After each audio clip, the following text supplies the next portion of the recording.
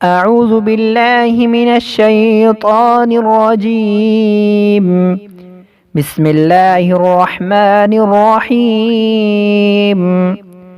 ناظرین السلام علیکم۔ انشاءاللہ آج ہم شوال المکرم کی دوسری تاریخ کی عبادات آپ کو بتائیں گے۔ ماہ شوال المکرم کی دوسری تاریخ سے 6 روزے رکھنے کی بہت ہی فضیلت ہے۔